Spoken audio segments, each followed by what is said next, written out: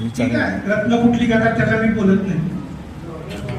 तुम्हाला सांगा, मी मगाशी तुम्हाला सांगितलं की तुमच्या कुंडलीमध्ये 12व्या स्थानाचा प्राणदशा स्वामी जर राहू आहे किंवा शनी आहे किंवा गुरु आहे, 12व्या स्थानाचा प्राणदशा स्वामी जर राहू कोणताही ग्रह आहे आणि लग्नाचा प्राणदशा स्वामी एक ग्रह धरूया आणि 12चा प्राणदशा स्वामी बी ग्रह धरू.